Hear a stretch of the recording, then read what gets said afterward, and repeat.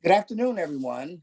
My name is Brian Jones, and I would like to welcome you to our town hall for the International Stigma Conference.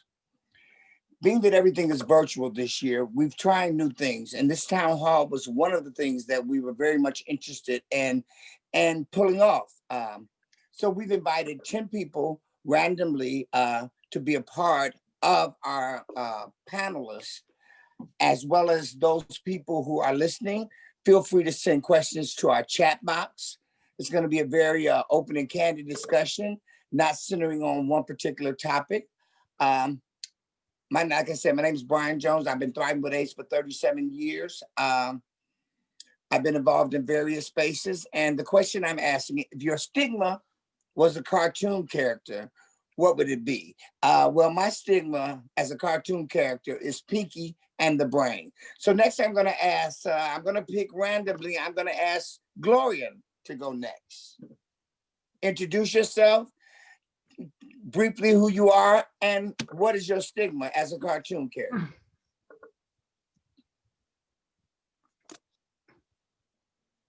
Gloria, are you muted? You must be muted. Unmute yourself.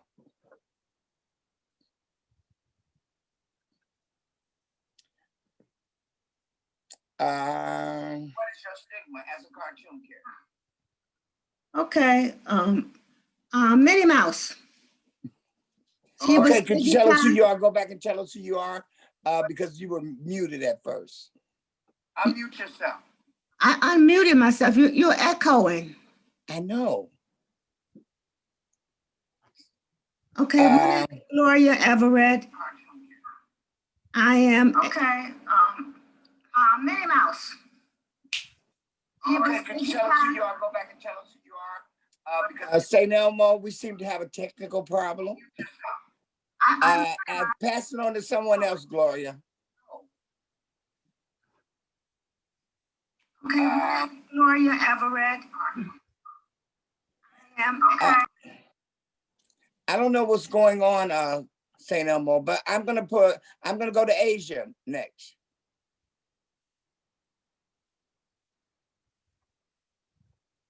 Asia? Is that Asia? Yes. Of this process. This kind of stuff. I would say Bugs Bunny. It didn't before Trump. But just tell us briefly who you are, where you're from. The voices that we're used to hearing call out. I'm sorry, everybody. I had so many technical difficulties with this. It's my first day actually getting on. It's good. Seeing everyone, I'm Asia Betancourt, community leader, Staten Island, New York, and the HIV Planning Council. And it's an honor to be here to seeing all your beautiful faces. I missed a lot of you who I've seen in person over the years. Good seeing everyone. Pass it on to someone else. Larry Bryan. Good afternoon, everyone. My name is Larry Bryant. I'm the Community Engagement Manager with the ACLU-DC. Also, I have been living with HIV since 1986. I'm doing my math right, I think it's about 34 plus years. And I feel it's unnecessary, it's irresponsible for us to name cartoon characters that define our stigma without explaining why. Minnie Mouse, come on. I'm going to say Jesus. Only because it's in the top of my mind right now, Peter Griffin. Who is Peter Griffin? I've never heard of that cartoon. Never heard of Peter Griffin? Family Guy? Come on. Oh, okay. All right, and I'll pass it off to Derek. Hi, my name is Derek Canis. I'm creator of the End the Stigma campaign and D-Rex Angels and Warriors. And my cartoon character would be Iron Man, as I also live with a congenital heart defect and I'm currently on my 5th pacemaker. So I've been rebuilt many times. So Derek, who are you passing it off to? I'll pass it off to James. Hello, everybody. My name is Dr. James Gigliello. I'm a researcher in HIV. The latest research I did was on gay men's stigma and resilience in South Florida. And the cartoon character that I identify with is Bart Simpson. And the reason I chose Bart Simpson is because he is a survivor, he's evil, he's mischievous. And I fit 2 out of the 3. I'm a survivor and I'm mischievous, but I'm not evil. And I pass it on to, I'm gonna get her name wrong. Naima. Naima. Yeah, thank you. My name is Naima O'Neill. I am by profession a social worker. I'm also a woman that has been living with HIV for 28 years. Um, my character cartoon would be the Road Runner, because I'm constantly moving. And so once I got some self acceptance, stigma can't stick to me because I'm moving too fast. Okay, thank everyone for humoring me with their cartoon characters. Now I want to just jump right in and say, what are you most tired of hearing when it comes to stigma? Anybody can jump in and start that off. I'm tired of hearing it's a gay disease only, as I'm a heterosexual white male. Okay. I agree. I'm tired of hearing that it's only in one sector of the population, because I'm not a man, and second, I'm a heterosexual woman. So I get a little tired of hearing it. And I think we operate in silos entirely too much, and we need to get rid of them. Yeah, there's way too many echo chambers and not a big enough table. Anyone else? Unfortunately, stigma stops us from being able to move forward. It makes you stop. It makes you back up. It makes you not want to move forward when you are stigmatized, and it stops people from getting the care that they need. And I think that it's used as an excuse to not move forward. It's there, it's visible, but we're not addressing it as we should. Enough has to be enough, especially a lot of us who've been positive 20, 30 years. We've been in this game a long time. How long is stigma going to hold us back? Okay, so we have a slight poll to do of 6 questions. I don't know quite, St. Elmo, if you're able to give them instructions on how to answer these polls. We have 6 poll questions, and if we can start with the poll, I'd appreciate it. Time now to get some perspective on all of this. I'm joined now by senior columnist for the Daily Beast, Sophia Nelson, who is with us. She's also a former. Someone has a TV on or radio on or. So St. Elmo, do you know, is there any way you can give us information on how the poll questions will be handled? Okay, there it is. Let's look at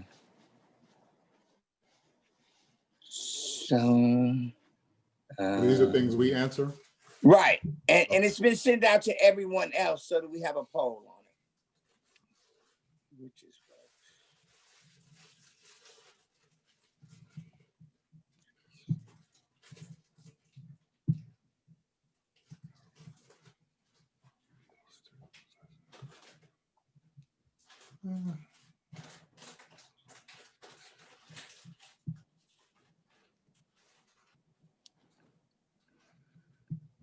So before you answer or give answers, Brian, can I give voice to your question as well? sure. So I actually want to piggyback on what Asia just said, and like the thing that bothers me most about stigma is the stigma itself, in that we don't, in order to defeat it, to defend against it, to deconstruct it, we have to identify what that stigma actually is. So we use stigma instead of saying homophobia. We use stigma instead of saying discrimination, specific discrimination of people of color or immigrants or women of trans community. So we have to be more specific. Stigma itself is like a cloud, and within that cloud, there are like millions of raindrops. We need to isolate those raindrops and define them before we can defeat them. Because you try to grab a cloud, it's just going to melt around you. We have to do a better job of identifying the specific ism within the stigma that applies to us or us individually, collectively, and then do something to protect us with that. Because I agree, Larry, because I was going to say, and y'all can continue answering your questions. I was going to say that I'm tired of hearing the fact that stigma is what's fueling the epidemic. Every time I hear it, everyone blames everything on stigma. For me, like you said, it needs to be more clearly defined. I say that it's the intersection of the social and structural disparities, the privilege. All these things for me are what fuel the epidemic, not necessarily stigma, because stigma is such a broad topic, as you said. Has everyone, have we all finished your questions? Yes. Everybody has. So I guess, St. Elmo, I don't know when we will see the results of those questions, but let's move on. Anyone else want to address what they're tired of hearing about as it relates to stigma? Doctor, I'm Yes, just gonna call you the doctor. That's fine. In fact, in South Florida, they call me Dr. Daddy. Okay, Doc. I'm not gonna call you Dr. Daddy. I'll call you doctor, but not daddy. No, doctor is fine. Jim is fine. Well, a lot of the younger guys that speak to me call me Dr. Daddy. Okay. The thing that annoys me is that people assume that because I'm gay that I have HIV, and I don't. For some reason, that the doctors have tested me enough, and I did everything everybody else did in the 1970s and 80s. I went to Studio 54. I did everything everybody else did. They believe that I have the genetic defect that causes HIV not to attach itself to my cells. So I'm as healthy as a horse. And I'm sick to death of people saying to me, oh, well, how long have you been sick? And I'm like, what makes you think I'm sick? Well, you're gay, you must have HIV, you're from that generation. So I'm stigmatized because they assume I have it when I don't. And then I'm stigmatized by gay men because they won't date me or go out with me because I don't have it and I don't understand them. Anyone else? Okay, but let me ask you this. Due to social media, do you think this compounds stigma or it has helped to reduce stigma? For me personally, I think that we're not in the media the way we used to be. If this was like the 90s, then I would say it might fuel it. But it's almost like people, because we take medication now, they don't see HIV the way that they used to. And so I think stigma exists in the communities. And if you talk about churches, some churches have stigma, but for the most part, we're invisible because no one's talking about it. So Naima, are you saying that stigma has decreased then in the last 10 years? It depends on who you talk to. I'm talking to you. Okay, I'm sorry. So I don't think that it's necessarily decreased. I just think for me that it tends to be a little invisible because people are not seeing it in the news. You're not hearing anyone talking about it anymore. People think that because people are taking medications that, okay, you're taking a pill, let's move on to the next issue. And so to me, stigma is still there, but it's not, it's a little invisible because people aren't talking about it. Okay, but people are still being prosecuted for I agree. non-disclosure in a major way. But let me throw that wrench in there then. Since it's not being talked about, but people are still being prosecuted. So add that into the layer and you could take it anywhere you want to go if anybody else wants to jump in. I think that's the reason the stigma, whatever you want to call it, is negative, because those are the only stories you hear when it comes to the HIV scene, is when it's in a lawsuit, when it's in a criminal situation, does it get airtime? And that has to change. we have to figure out a way to change that perception. Okay. So what about this whole down low syndrome? Because we hear about it a lot when it comes to men being on the down low and that whole thing, and bringing it home from prison to women. So that's a whole nother aspect besides just the criminalization and lawsuit part. Anybody? I don't really. Again, I just think that it's, it's like that elephant in a room. You know it's there, but no one's talking about it.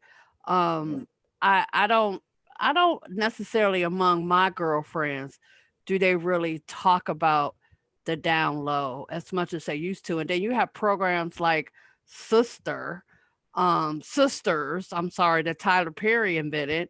And I have a lot of issues with that uh program and that show, because they just don't. I don't know, that's a whole nother conversation, but for me, I don't think that it's like the elephant in the room. People don't really want to talk about it anymore, and so they find other things to talk about. And so if you're not in the HIV community, you might not necessarily even know that criminalization is going on. If you're not in certain communities, you may not, if you don't work in those communities or live in those communities, you may not know. So for the general population, HIV is over, for lack of a better word. Well, the best thing that ever happened, and I hate to bring it up, is when Charlie Sheen was called out about his HIV status. More people in that week searched HIV and symptoms than ever before. Go ahead, Larry. Actually, Derek, you kind of threw me off with the Charlie Sheen thing, so I'm trying to, my wheels are turning on that one, but I'm gonna get back to that one. But going back to the down low, back, what was the late 90s, early 2000s, when J.L. King wrote the book and traveled around the country talking about it. We did more criminalizing gay and black, gay and bi men, particularly men of color, than we did actually asking the question, why do men feel pressured not to disclose their sexuality? And so we spent like he spent the entire book tour telling you that you need to be scared, you need to be worried about these men, instead of actually talking about the violent homophobia that follow so many gay and bi men, particularly throughout the South, in Atlanta and Georgia, where I think J.L. King is from or lives. And even today, we still, it's less about the criminalization that comes from law enforcement and just the discrimination, the kind of the negative stereotypes and the ignorance that come from even within our community that kind of isolates people from just being and exploring themselves. So we just kind of forgot about the issue and the problem. And by the way, at the time, there was a presidential debate going on, or a presidential campaign going on, where the vice presidential candidates, Dick Cheney and I can't remember the dude from North Carolina who was running for vice president. He had to leave because he did some horrible stuff to his wife. But a question was asked by Gwen Ifill to them during this time about the increasing, the surging infection rates among women, among Black women in particular. And this was kind of connected, and people did the kind of connected the dots in their mind about, well, this must be those evil Black men who are going out and not telling their sexuality and everything. So, and even those two vice presidential candidates couldn't even speak to that answer on any level, even if they're talking directly to Gwen Ifill, who, by the way, is a Black woman. So we just whitewash the actual issue of fear, of homophobia, and the ignorance that follows both the sexuality and the illness itself, and the situation that puts men in a place where they just feel uncomfortable or unsafe and be able to disclose their status.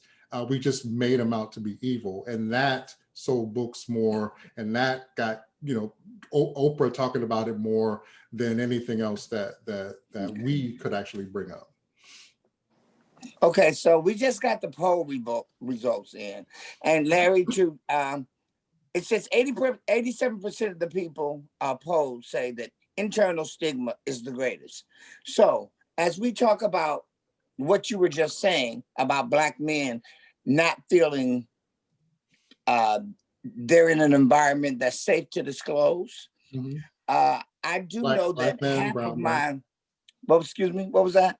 No, it's not just Black men, Hispanic men. Just men. You said, well, I know you mentioned men. Yeah. So was it just men in general? You said men on the down low. You said was I that mean, it? Different cultures have different, pressures around how a man is supposed to be defined. So with Latin men, it can be far, different, far dangerous than, say, communities here in the country, but here in this country, but it's a different weight depending on your background and cultural experience. Okay. So with internal stigma, how does your internal stigma impact you, or had it impact you from moving forward? And what did you do about it? When did it click for you that, for me, I was able to be open about my status and I was able to gain some acceptance. So I was able to neutralize the internal stigma. And it doesn't mean that it doesn't still exist, but that's when things changed for me. So with other people, was there a certain incident that caused you to gain more acceptance, or did something happen, or what made the tide turn for you? Well, for me, I was pregnant when I found out that I was HIV positive. And so I had the stigma because I just couldn't figure out how it happened. And I had some issues with taking ownership to it. And then I had two children I had to raise, and I wasn't sure um, how people were going to treat them because of me. And so so for 3 years, I kind of was in a fog trying to figure out how to navigate, wasn't sure what was going to happen, was preparing my children for my death. And so stigma, that internal stigma was just playing on me. But then 3 years later, I hadn't went anywhere. And I was like, well, okay, I'm not dead. So what's going to be next? And then I had bad children, so I knew wasn't nobody going to take care of them. So I had to I had to kind of live for them. And so I had to kind of say to myself that I could get over this. And I know that's a simplified answer, and that's not everything that happened. But I realized that I had to, and I had to move on with my life. And then once I did some acceptance and got over my self stigma, I didn't care what other people thought. You could kiss, and you know what I'm talking about. And I started eliminating people from my life because they weren't benefiting me. So if you weren't benefiting me, why were you in my life? And so that kind of helped me with my stigma, because how I have no control over what I tell you. Um, I mean, I have control over what I tell you. I don't have any control over how you accept it. And so that was a turning point for me. I could share it with you. If you accepted it, fine. If you didn't, then that was your issue. That wasn't my issue. Anyone else? Yeah. Yeah. I wanted to mention when it became real to me is when I first got into this field. I wanted to learn about HIV to help other people. And I was a case tech at the Staten Island AIDS Task Force. I was a phlebotomist. It was 1993. And I had to give up my license for being a phlebotomist back then, because if you had a communicable disease, it was an agreement that you had back then. And at the same time, I'm a case tech at the Staten Island AIDS Task Force. And so when I found out I was positive, I was already, I got to see both sides of the coin, how a caseworker was and as well as how a client was. So it was like a real big wake up call to me, getting to see both sides of that coin. time of the pandemic. So they're asking, can you panelists pull your cameras down because they can't see your faces?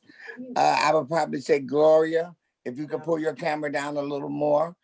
And Asia, sometimes we can see you and sometimes we can't. So let me ask you this. Okay, go ahead. Someone said something? Yeah, I was just going to answer your question. Look, I like I said, I've been living with HIV for almost 35 years now.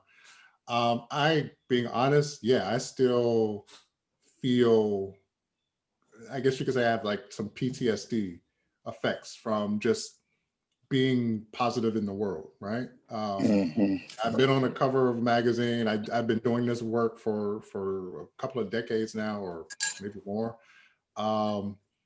And it's still there because we're human, right? I mean, we're worried about fear. We're worried about weird looks, funny looks. I mean, we're kind of insulated when we stay within this community because we tend to be around people who have similar life experiences and similar, who kind of know our name, so to speak.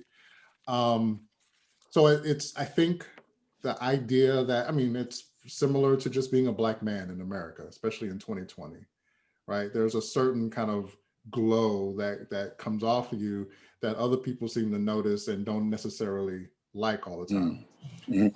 So it's I think, how we manage those reactions that Naima brought up, how we react to how others treat us can sometimes be jarring, and sometimes we can be reminded, even when we think we've gone past some things, we can be reminded that there are some people out there who, regardless of education available, regardless of knowledge, regardless of awareness, regardless of media campaigns or Twitter campaigns or whatever, that no matter what we do to kind of gain acceptance, that there's always going to be a segment of the population who is going to look at us as dirty. Okay, let me jump in. I do know that a problem for me was, and a lot of people, we put blame everything and put it into the HIV and AIDS basket. For me, HIV and AIDS stigma wasn't the greatest stigma that surrounded me. The longer I stayed in doing this work, the stigma that was greatest was not feeling like I was good enough or I could fit into a certain circle, because the HIV and AIDS community has become very much full of different cliques. So I guess the question would be, okay, what does your HIV stigma, who does your HIV stigma travel with? Mine travels with insecurities as feeling not being good enough. So I think all of our stigmas may travel with another companion of something that impacts us. So is that clear to people? Mine travels with, I don't know really where I fit, because I'm a 36-year survivor, but I contracted the virus from a blood transfusion when I was 3 months old. So I never even got a chance to grow. I am 5 foot tall and 100 pounds. That's how detrimental the virus was to me. So I look like the pictures from the old time magazines back in the early 90s. I look at stigma every day in the face. It's in the mirror. I wanted to bring up, Brian, there was a question in the Q&A box that Dr. James, Dr. Daddy has answered as well. It's from Davina, who asks, I have always asked this question and can hardly get an answer. Heterosexual men say they are left out but don't show up. Why do you think that is? As a heterosexual man myself, I think there's probably two parts of the reason, two answers I can give. I'm sure everyone else may have their own thoughts. One is that a lot of heterosexual men aren't invited to events, to speaking events, to outreach events, and et cetera. heterosexual men and boys, by the way, aren't necessarily included when we talk about education and prevention. And a lot of the marketing, whether it's coming from an AIDS service organization or a pharmaceutical sponsored event, and anything in between, tends to sometimes uplift and revisit kind of the people who are most often in their community and visible, and that's gay white men. Usually, it's not exclusive. It's not everywhere, but it's certainly a large part of that. And I think going back to our earlier question around stigma, there's a lot of heterosexual men who still hold that internal stigma, just of being identified, of self-identifying within groups, within crowds, as an HIV positive person. So I think it's a combination of all the above. And again, it goes to upbringing, it goes to cultural influences, et cetera. I think that add to that. So I don't know if there's any one answer, but I think it's a combination of those things from my perspective. I think it's the fact that there's not a big support system. If someone does come looking for a support system, there's not really one good spot you can send someone. Mm-hmm. Well, I think for me that as a moderator, I think we've all had to fight through some things. Be you heterosexual, be you, I think it's a misconception that same gender loving men, there are more services for gay and same gender loving men, but we all have to fight through isms. So I'm saying that with heterosexual men, I think for me, a lot of times they're tired of defending their sexuality when it comes to coming in this space. If I say I'm heterosexual. You have to accept me for who I tell you I am, and I shouldn't have to defend that.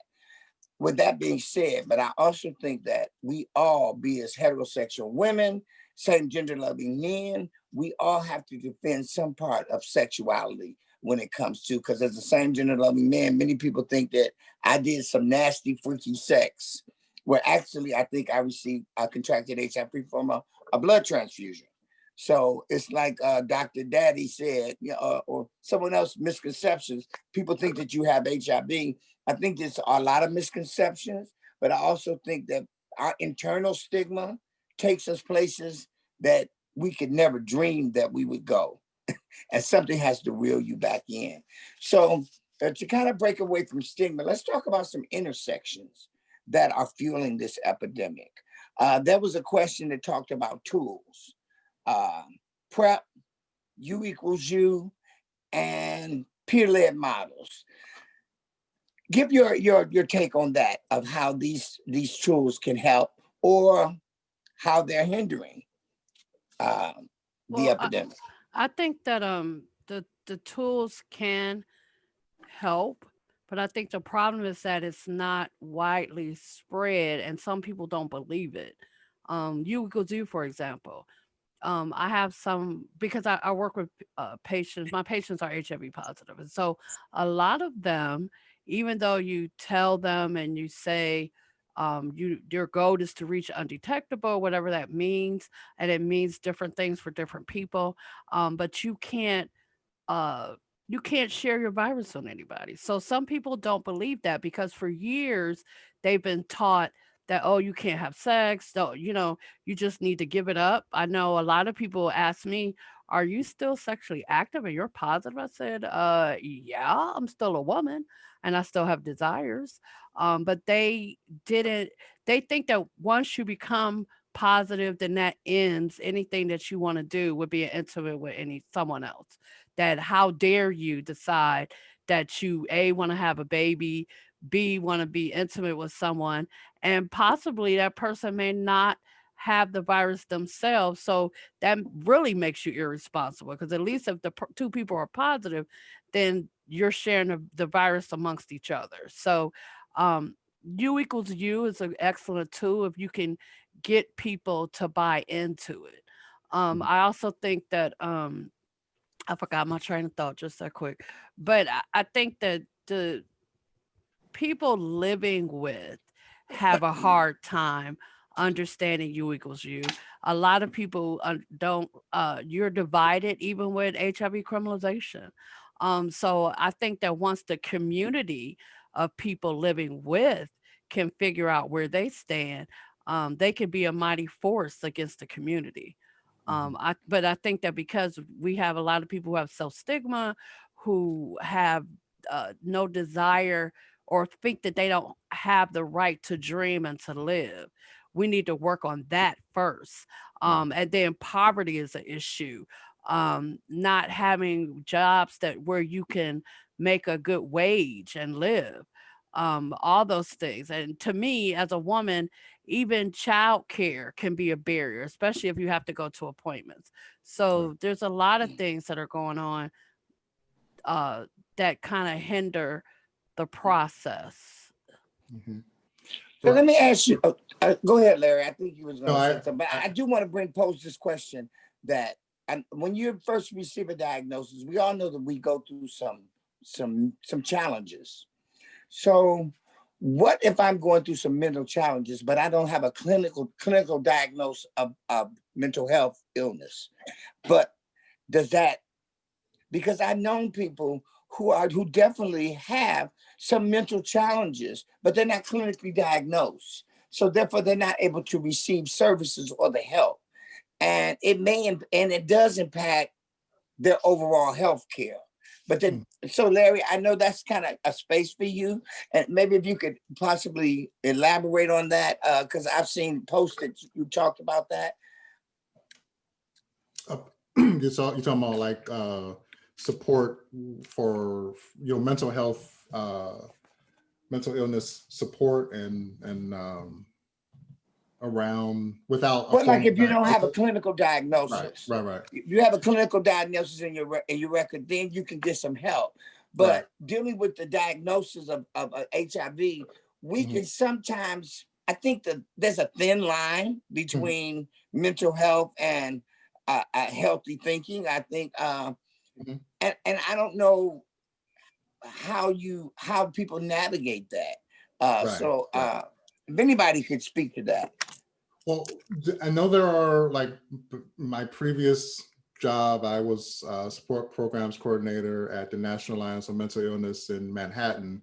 And there are, NAMI has support groups that you can attend, and you don't have to walk in with any kind of paperwork or, document saying your status or your mental, if you have a mental health issue, whether it's depression, anxiety, whether it's diagnosed by a psychiatrist, whatever, it doesn't matter. There are support groups around,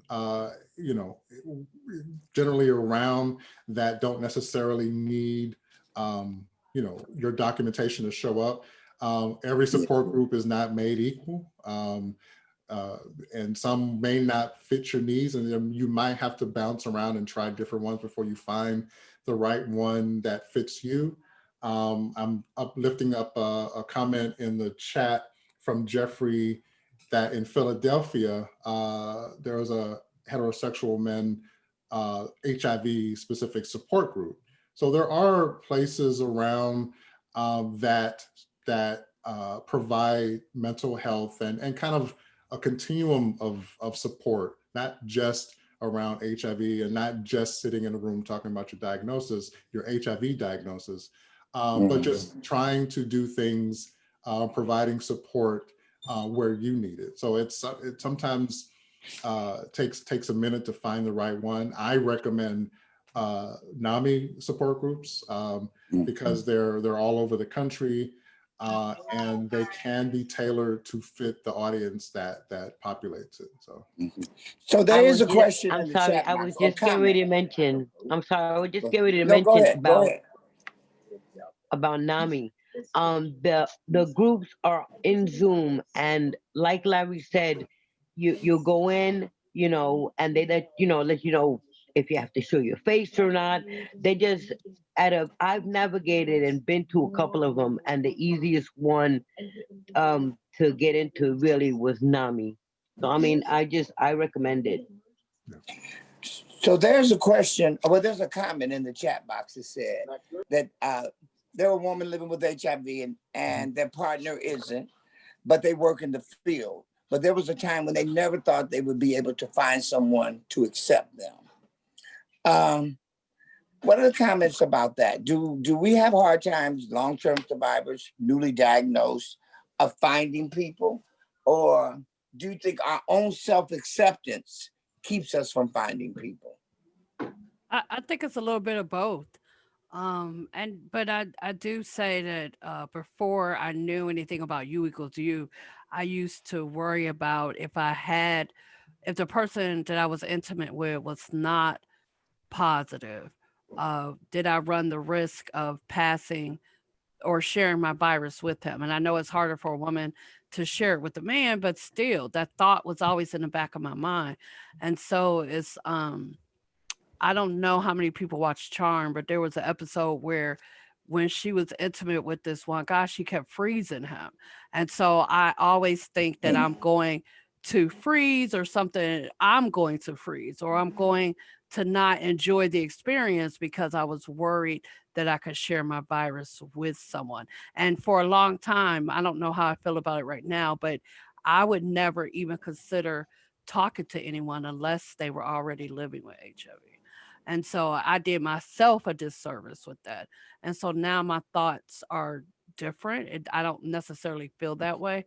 But I'm so busy in my life, and I don't know if that's by design so that I don't have time to meet anyone, or if I'm just busy because I'm trying to make sure that that other people who are living with the virus have a better outcome or can get to self-acceptance faster than I did. Okay, so let me ask this question. Do you think ASOs contribute to stigma?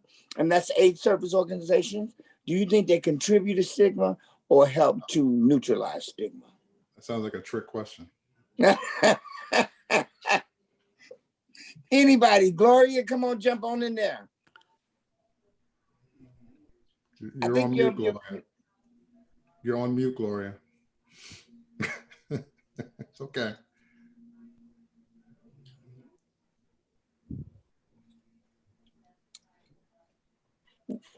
Gloria?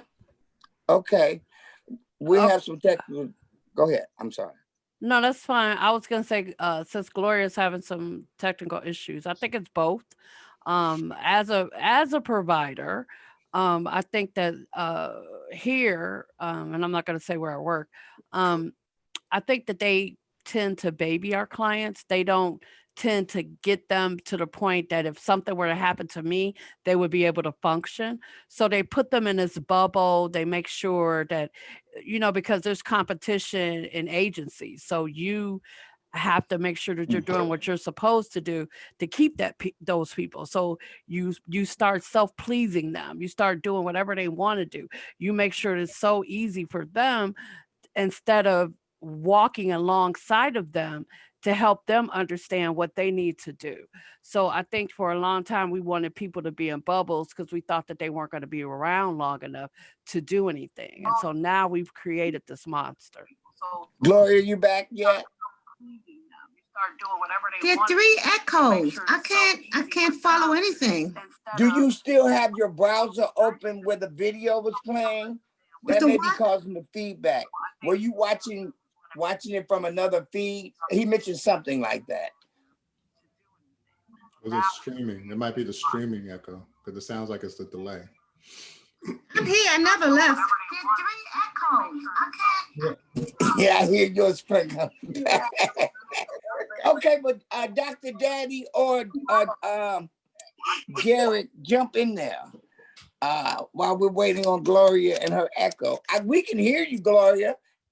So maybe if you just go ahead and talk.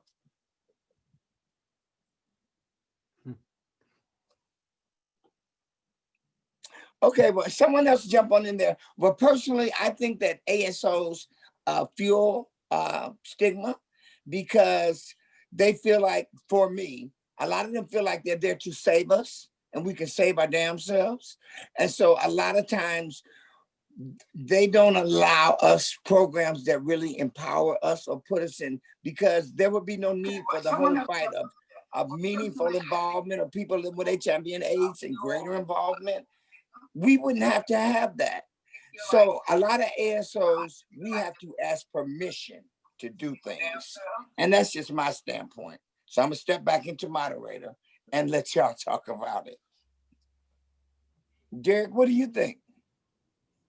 I have always said, like, I'm the guy you find in the middle of the night.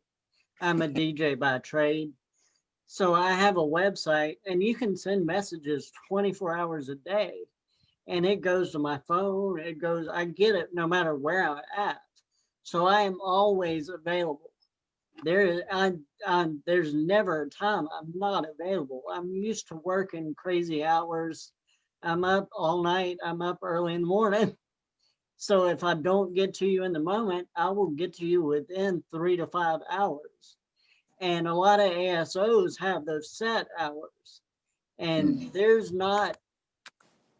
nobody to help you in the middle of the night, that can be dangerous. And I've So done. have the ASOs reached out to you to partner with you, or possibly in terms of doing some type of programming? No, sadly, I'm in a small town in South Georgia, and there is not a lot of funds or services available. Dr. Daddy? Oh, sorry. Go ahead, Dr. Yeah, Daddy. I tend to agree with you, Brian, that the ASOs sort of promote and fuel stigma just by the very existence of what they do. I hate the term AIDS organization because you're HIV, you don't have AIDS, and AIDS is still connected as a death sentence. So I think there needs to be a revamping of ASOs from the ground up, because I refer to people with HIV as HIV plus. I don't even use the term HIV positive because it's not a death sentence, and people need to stop looking at it, and they need to empower people to stand on their own 2 feet. That's what the ASOs should be, but they're not doing their job. I don't think they've been doing their job for at least the last 10 years. Even as the medications have gotten better, they have not evolved with the medications. That's just my opinion. I think one problem as well that adds to that stigma is, and clearly this is not every quote unquote AIDS service organization or community-based organization that provides services for people living with HIV or HIV related illness. But a lot of times, you know, the needs aren't met necessarily because clients or quote unquote patients are used more as funding, kind of trotted out to increase grants or for public purposes, and internally or indoors, they're not necessarily treated with complete respect. So I think, there is a case where the humanity of someone living with HIV who walks into an AIDS service organization is only identified because of their virus, not because of their humanity. And I think when you trot people out on the steps of City Hall for, to show quote unquote support or show your organizational family, is done in a lot of cases for photo ops instead of for actually providing support that leads to positive health outcomes for those individuals. So, and people lose trust in that. People stop going because they feel like they're being treated like a propaganda tool or a piece of meat. So I think that kind of adds to it as well. One thing I've always done was try to bring back the humanity into people after a diagnosis. So I make them make a list of their favorite movies, their favorite music, the stuff that brought you joy before your diagnosis will still bring you joy. There is no reason you can't laugh at that movie. There's no reason you can't sing along to that song. People get lost in that initial diagnosis. Brian. So there is a comment that was made, and I kind of agree with it, because I always say that I'm a person thriving with AIDS, because when I was diagnosed in '84, that's all I knew was an AIDS diagnosis. I understand the concept that people say since you're undetectable, that you don't have AIDS. But from my perspective and how it was, once you got an AIDS diagnosis, you always had an AIDS diagnosis. You're a person living with HIV with an AIDS diagnosis. But for me, I constantly say that I have AIDS because it's also to pay tribute to all of those friends that I lost that didn't get a chance to experience ARVs and that kind of thing. So I hold on to the AIDS diagnosis or talking about AIDS because it reminds me of the fight and the struggle that we went through and how lucky I am to still be here. So I want to segue into a question about our health departments. Do you think our health departments are doing enough? And if so, or if not, what is the solution or way to hold them accountable?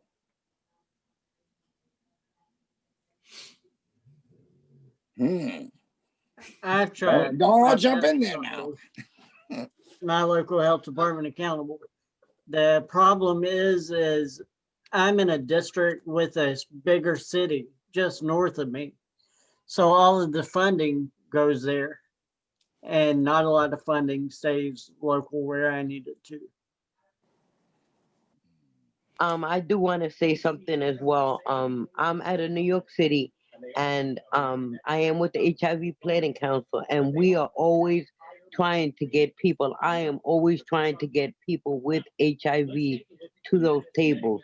And I'll be honest, I've been trying for years, and a lot of people just, I'll do it, but they don't. We need to show up. We need to, we have a chance to be part of the conversation of bringing this, the virus to an end and to deal with the internal stigma that we have to start with from the ground up. So I'm not going to say that they're, way up there, but we do try to engage people with HIV in New York City, and people do not show up. So what about those health departments? You go to their website and you see nothing with U equals U on it. That's not true. You have to go to the Department of Health and Mental Hygiene. I'm not talking about New York. I'm talking about across the country, because even in Cleveland where I am, our city health department has nothing about U equals U on their website, whereas the county has something, but it's outdated. So what do you say to those health departments? How do you hold them accountable for that? Or do you think you should? Actually, there's a question in the Q&A box that kind of refers a little bit to what you're asking, Brian. And I think Derek would like to answer that. What is the question? Can you tell the question about U equals U? Yes. Yeah, ask the question, Derek. Ask the question and then answer it. Let me grab the question. So you're saying that U equals U should not be talked about because other things have to be addressed first. Don't you feel that if there is something out there that can help people with HIV, you should share it? U equals U must be shared. No, I never said U equals U shouldn't be talked about. No. That's the question. That's the question. That's the question. That is not me saying. Oh, okay. Okay, the question says, I don't see it. So I thought it said, so I'm saying U equals U shouldn't be talked about. No, I was referencing a question in the Q&A. What is the question? Can you how does it start off? Because it threw me. Hey, Derek, let me read the question and then you answer it, okay? We'll do it like that. All right, it's in the Q&A. It's from Davina. Davina asks, so you're saying, and this I guess is referring to something we said earlier. So are you saying that U equals U should not be talked about because other things have to be addressed first? Don't you feel that if there is something out there that can help people with HIV, you should share it? U equals U must be shared. Go, Derek. I believe U equals U should be shared, but I think the problem is it was built in an echo chamber. It's something you don't learn about until you are inside this situation, until you are in this community. If you took it to the streets and brought up U equals U, how many people do you think are going to understand what you're talking about? And that's the problem. Until U equals U is universally taught in every middle school, high school, and college in this country, I don't see any progress being made. And then to your point, Brian, like we know that there are health departments, counties, and jurisdictions around the country who don't recognize the science, who don't want to recognize the science, and are kind of, basically self-destructing their own efforts for prevention and education in their own community. So how do you encourage or persuade those jurisdictions to kind of follow the science and follow the future with that? I saw something in a I don't know if someone had chatted that they health departments are the problem, I think, because it's all about money for them and not people.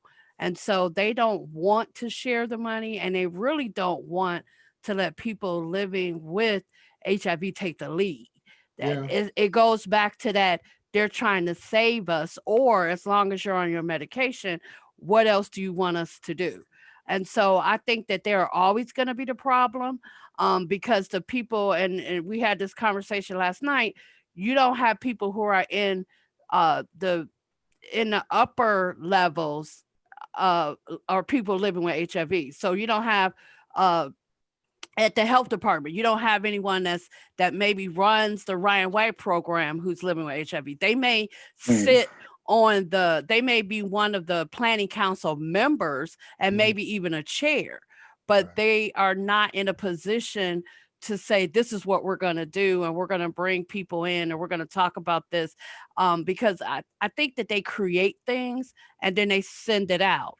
And then if it fails, it's always someone living with, or why didn't this program work? Well, you never asked anyone living with HIV what they needed and what they wanted. You just created these programs, and then they're supposed to go out and make them fit. Well, I'm going to say that you're seeing in the chat box, people saying they're attending this conference for the first time, and this is the first time they've heard of U equals U, which should not be the case. Well, and unfortunately, a lot of people living with HIV have never heard of U equals U.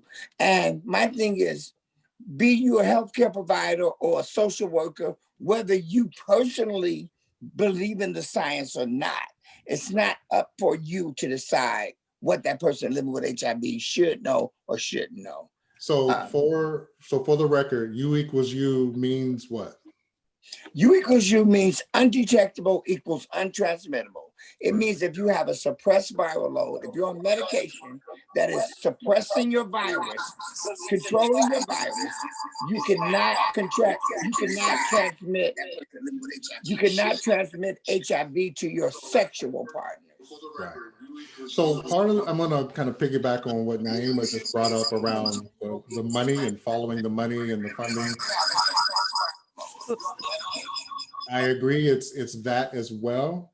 But as we have seen in the last 8 or so months with COVID, that there are just some jurisdictions that no matter what type of health or intervention you put, prevention, safety, it's about what the community or the elected officials in those communities see as viable and measurable and relatable to their communities. So you still have people around parts of the country who just don't understand or don't want to understand, transmission rates, transmission modes, how to, protect yourself or prevent transmission, from you. Excuse me, Larry, can I ask for a point of what time this is over? Is it 2 o'clock? I think it's 2:30. 2:30? Okay, I'm sorry. I believe so. Go ahead. Correct me if I'm wrong, St. Elma. But yeah, so I think if you just follow kind of, prevention and education and awareness strategies around COVID, you see the similar trends of some people just don't want to follow the science. They don't want to follow, the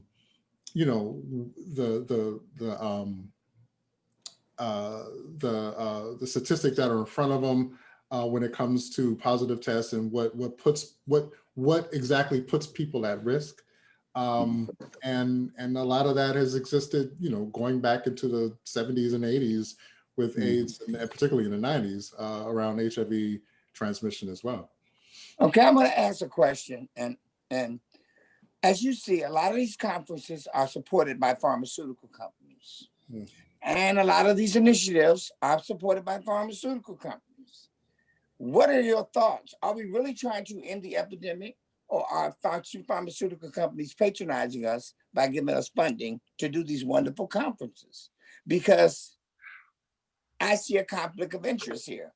If you're making billions of dollars off us using medication and you're giving money to end the epidemic, what are your thoughts on that? I just put it out there. I'm not going to phrase it any other differently. If pharmaceutical companies are really helping, or are they patronizing us? All right, I'll jump out there. So okay, so again, these are my thoughts. They do not reflect anyone else's, and feel free to disagree. I think it's a combination of both, right? I mean, pharmaceutical companies are for-profit entities.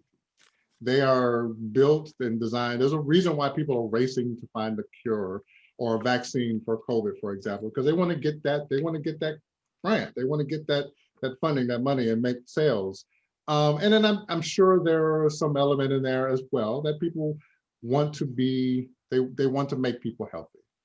But there's also, there's a target audience out there. When PrEP was first, did trials before it was released in public, as well as the in-home testing kits, I was worried about how successful or effective they would be. One, because back in '86, when I was diagnosed, and thinking of my mindset, I couldn't imagine sitting in my own apartment, testing myself with HIV and finding out by myself my status, what I would have done, where I would have gone, what I would have done to harm myself, etc. It helps to be in a safe and protected and supportive environment when you're doing testing. In my opinion, I realize that we're light years from when I was diagnosed, but it just scared the shit out of me to think about, finding out my status on my own. And the other end, PrEP, I get that PrEP helps to protect people who are not living with HIV. It protects them from exposure, but it also means that you're now a company is now marketing to a whole new audience of HIV negative people, instead of marketing and making a lot more money too. And making a lot more money, and because you have to stay on that, you're on that for life. You can't just take it on weekends or on dates. It's a permanent fixture to your medicine cabinet when you start PrEP. And not so that let I'm me see against. Gloria, Yes. did you fix your situation here? Because I see you have a twin here. So can we hear you? I see you smiling. Try Can you hear me? Yes. Am I echoing? Yes. I'm on my cell phone. Turn one of these cameras off. Yeah, it sounds like you have more than one audio on. What I would say is turn your desktop off and just do it from your phone, because we can see you perfectly clear on your phone. Okay, leave. Yes. Okay. And then you can join us from your phone. And turn that one off. Turn the desk off, like you said. I'm leaving the meeting. There you go. Okay, why did she leave? No, there she is. Oh, there you are. So, talk. You're on mute. You're muted. Yeah. Unmute yourself, Gloria.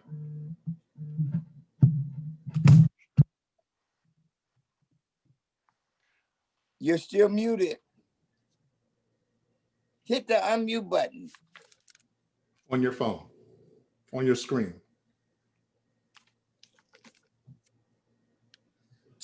Okay. Well, I'm gonna get. There you go. There she is. Yes. Okay. I'm not echoing. No, No. you're not. Perfect. So, Thank you. so Gloria, I was, catch us and I'm up not to sure speed what on what the topic was, but I had wanted to say this several minutes ago, that I work with a population of senior citizens who were diagnosed with AIDS back in the 90s. And at that time, everyone was afraid. The family members were afraid. And many of those people have been isolated from their families since that time. And they gossip about, she has AIDS, he has AIDS, so don't get close to him. So these people suffer in silence. Even though now their viral loads are undetected, people don't believe it. They still believe you can pass on the virus. So I guess that's to say that a lot of times, and the reason for that is people living with HIV, we've been told we're infectious for so long that when you try to tell them that you equals you is real. So I always tell people, do you believe you have an HIV or AIDS diagnosis? And they say yes. I say, well, it's the same science that told you you have this diagnosis that is now telling you that you can't transmit to your sexual partners if your viral load, if your virus is under control. So thank you for joining us, Gloria. I'm pleased to. Let me make one other statement.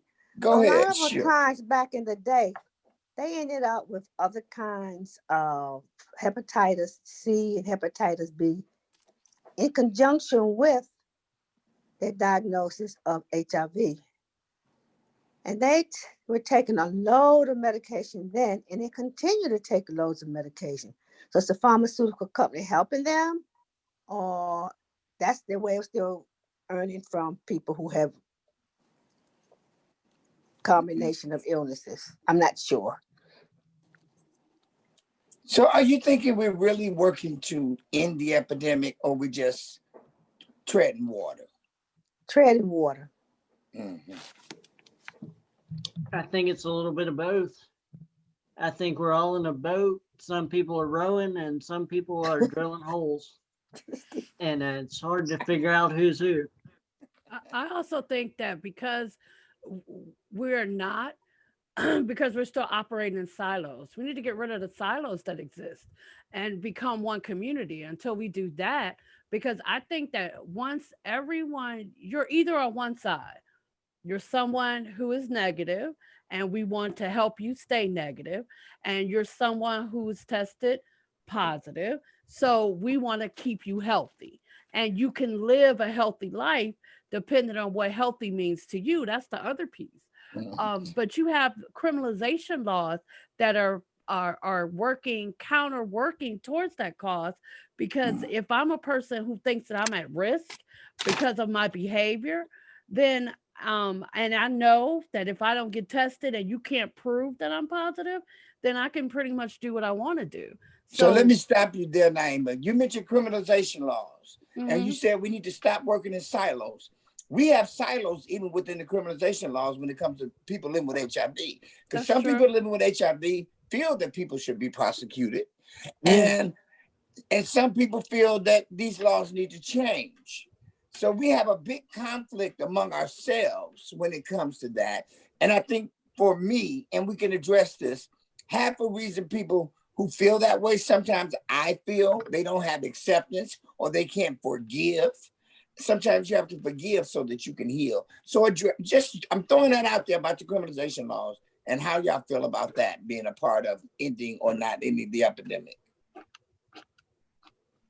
Well, since my mic is already off, I'll just jump in there, and I'm not going to stay long. I think that we need to bring the laws up to science. And I think that even if you put the information out there, there's always going to be someone that's not going to agree with you. That's always going to think that it's fake news. Look at our corona. because you have half the people who think that it doesn't exist. And even if it does, look at our president. He got over it. And so what are you worried about? You're not going to die.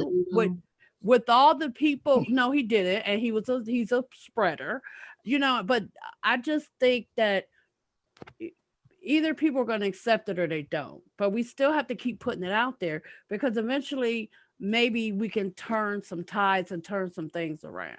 And so eventually it'll work. But you have to have people living with have to have self-acceptance. And then we as a community can try to convince people that don't know their status.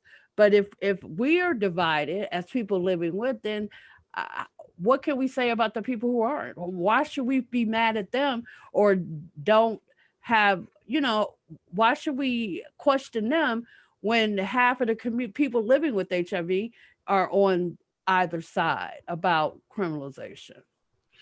And I also so Larry, you saying you have a question in the chat box to share? Yes, just real quick, piggyback on what Naomi just brought up.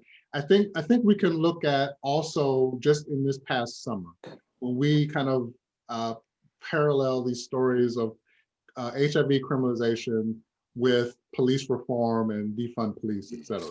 We need to do a better job, whether it's us as individuals or communities, or even these quote unquote aid service organizations we've been kind of talking about as well, uplift the stories and put more people living with HIV who experience these levels of criminalization or discrimination. We need to put these stories out.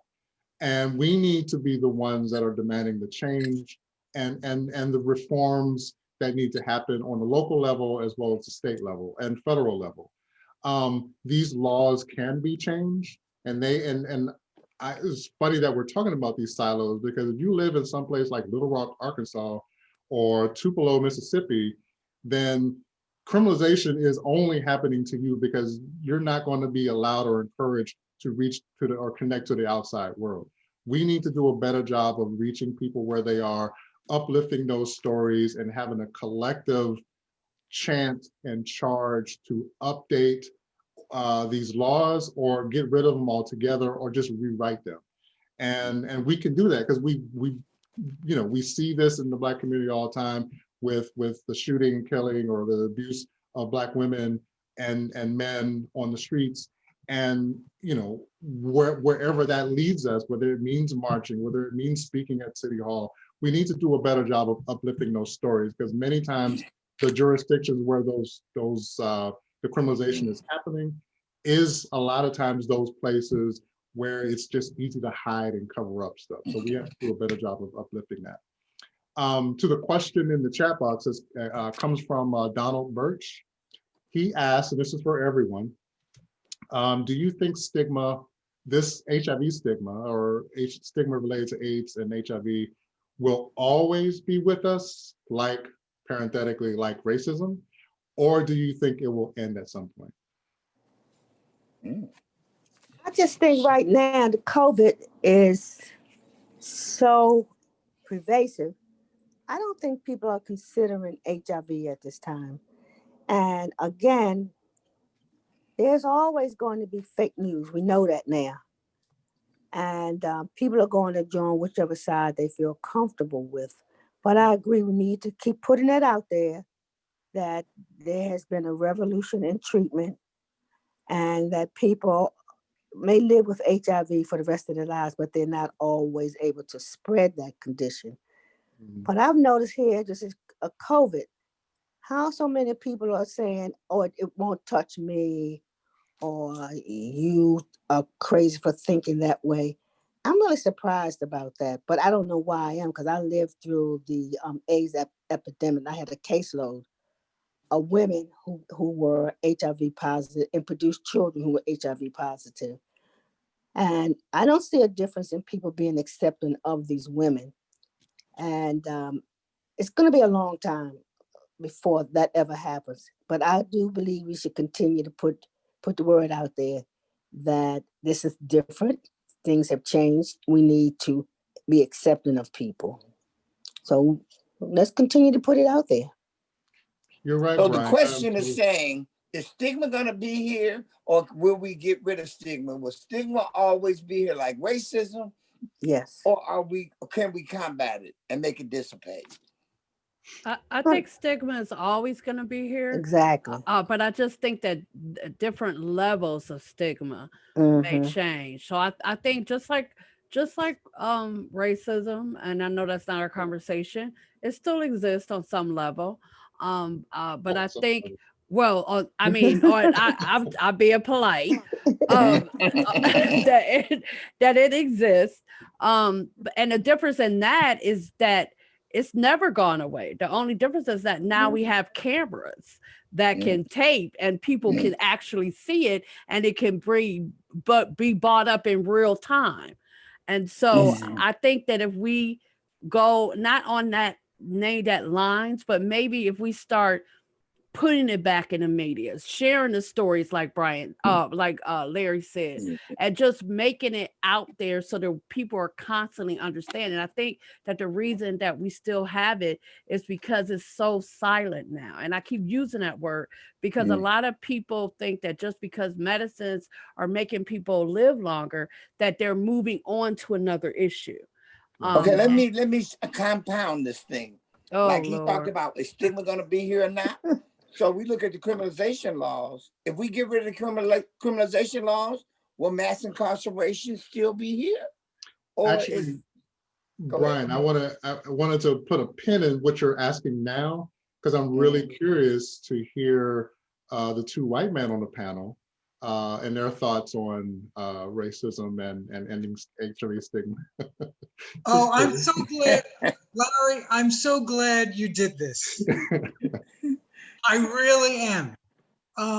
Believe it or not, in my heritage, the only thing that's Italian on me is my last name. I'm actually North African and Middle Eastern, but to look at me, you would never think that. So when George Foreman was massacred by those animal policemen, I marched in Fort Lauderdale every chance I could, and I was in the minority. And I had people of color coming up to me and putting their arms around me saying, "Why are you here?" And I said, "This is your home. This is my home. This is our home." I said, and those pigs need to be put in their place. And I said, and we, the people, are going to put them in their place. We have a problem with systemic racism, and it goes into the HIV community because HIV positive people of color, whether they're transgendered, cisgendered, bisexual, if they're a person of color, they are treated differently than people that are white with HIV. Even transgender people that are white are treated differently than transgender people of color.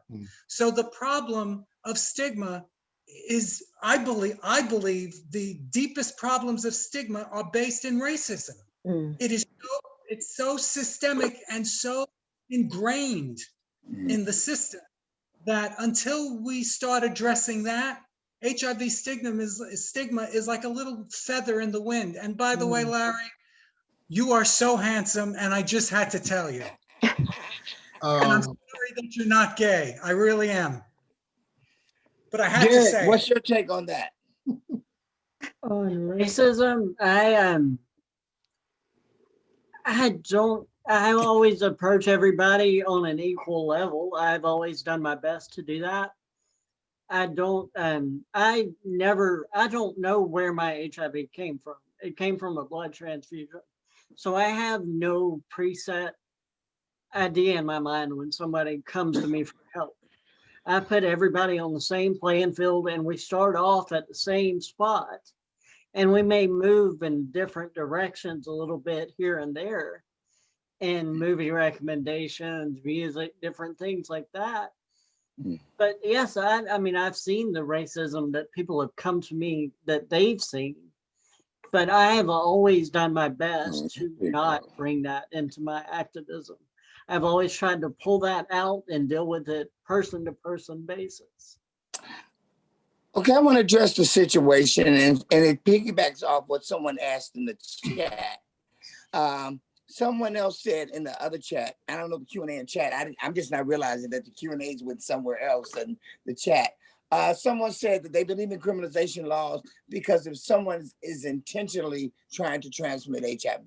I think that, and as speaking from a moderator standpoint, this is a misconception that most laws don't really affect those people who, or most people are not intentionally trying to transmit HIV. I think it's people who don't know their status are the ones who may be transmitting or facilitating the transmission of HIV. And someone mentioned in the chat, why do people use the term intentionally? Because, and I think the problem with saying someone intentionally trying to transmit is because you can't speak to their state of mind. Right.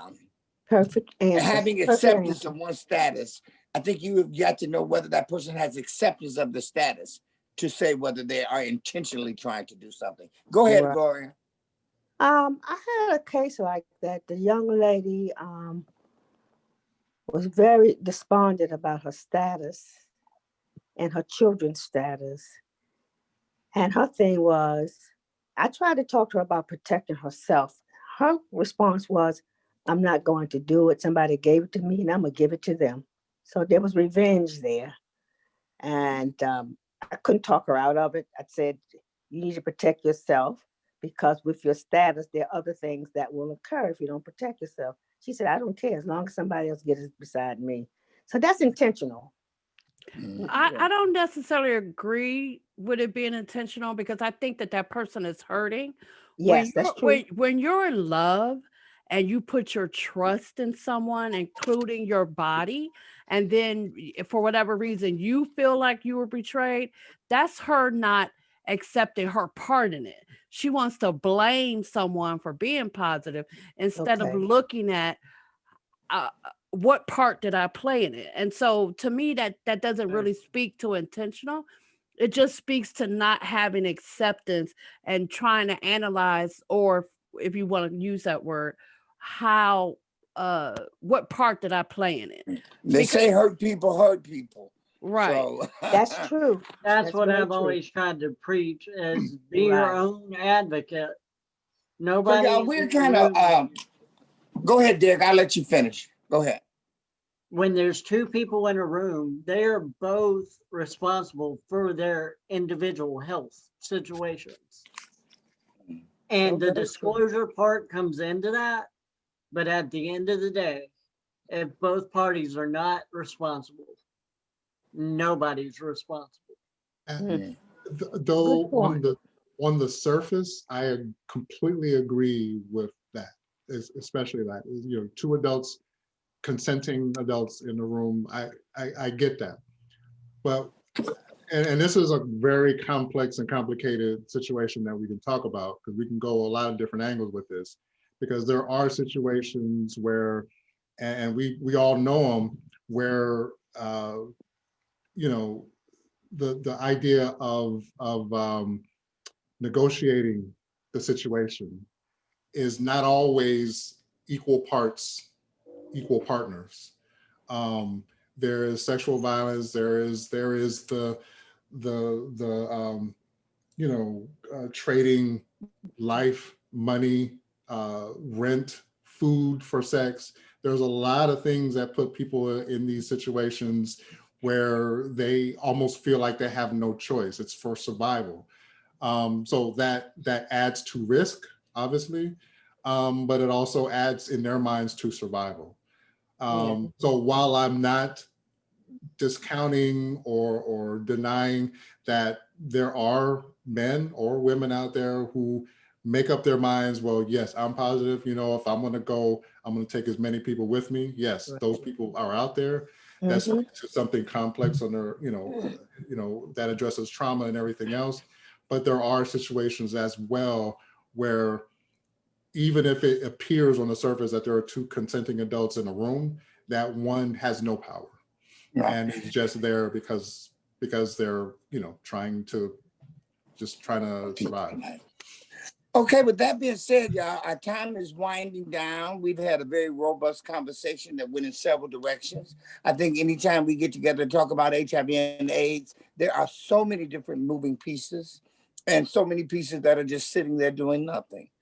And so with that being said, I want to give everybody a chance to have some closing words on this whole conversation. Make it brief. Let's not go on. Let's do like a closing statement, which is like line 1, line 2, I'm out. So I think we should give Gloria as much time as she wants. Okay. Well, I started with the AIV's caseload probably 20 years ago. And I do see where that the AIDS is not an epidemic anymore as it was back then. I think maybe people got worn out with hearing it the same way they getting worn out right now with the virus. However, we still have to support people who are out there who are suffering. We also have to reach out young people. The caseload that I work with, they were very young people, teenagers or newly married young people. And back then, we didn't really educate people about protecting yourself because I think it was a subject that people were a little bit afraid of discussing with young people. So I've become bolder over the years of just being out there and saying what I think needs to be heard without dressing it up. That's my comment. Okay, next person up. Okay, ladies first. Okay. So I guess I want to say that I think that this is an ongoing conversation. I also think that we need to keep the conversation in the forefront. We need to keep trying to pound in counties heads and planning council heads that we're here, we're not going anywhere. That you need to come to us because we're the experts. Even on this call, the amount of years that people have been living with HIV makes you an expert. And so they need to pay attention to us and we need to make them pay attention to us because they're not going to give up the reins easily because of money being involved. With that, I pass. I just want to say thanks to everybody for having me on the panel. Just keep fighting. Like Rocky said, it's not about how hard you can hit. It's about how hard you can get hit and keep moving forward. And Great. that's all you can do. Great. Keep moving forward. Great. Mm-hmm. Asia? Yes, I think when it comes to stigma, somebody said this to me recently. The first thing we have to do is look within our own selves, our own biases, because each and every one of us has them. And after we can work through that, hold our heads up and continue to do this work because it has to be about us. We're not dying anymore, we are living.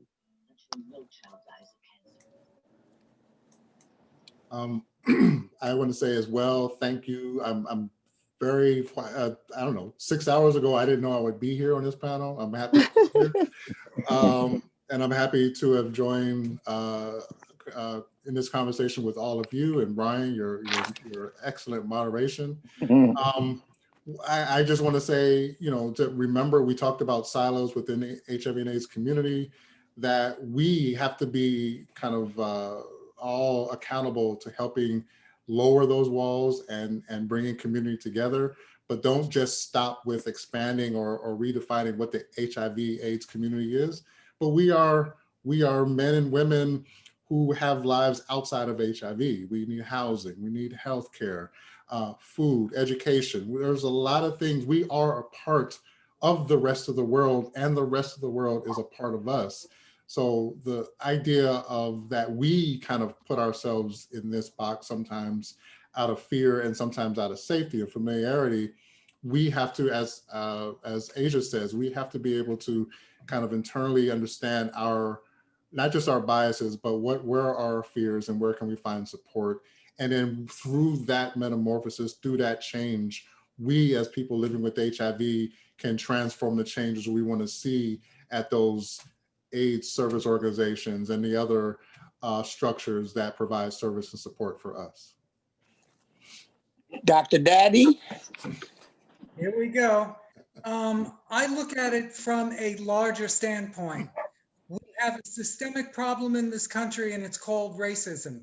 People of color are disproportionately affected by HIV. They're disproportionately affected by COVID. They're racially profiled. So there's a pattern here and it all points in one direction. You want to get rid of stigma? You want to get rid of the problems? We need to start with the biggest problem, which is the trunk of the tree, and that's racism. And if we don't address that and we don't get rid of that, we're going to have HIV. We're going to have a continuation of the problems. The health departments are going to continue to worry about money over people's lives. And it all boils down to racism. If you get rid of that, you get rid of everything. And that's my Okay, opinion. and in closing, we are just about out of time here. I'm going to say HIV and AIDS is just a symptom of a larger problem. And you covered that. It's the social and structural disparities that exist. It's privilege that fuels the epidemic. In closing with the quote by Audre Lorde, she says there's no single issue fights because people don't live single issue lives. We've got to stop treating HIV and AIDS as a single issue and deal with all the other intersections that propel HIV and AIDS further. So with that, I want to thank all my panelists. I want to thank everybody for tuning in. This is a complicated conversation that must go on. So thank you all, and we're all out. Goodbye. Have a Bye-bye. great weekend. Stay healthy and well, everyone. Bye, everybody. Thanks. All right, Dr. Daddy. Everybody stay well. It was a privilege. It was. Thank you. Mm.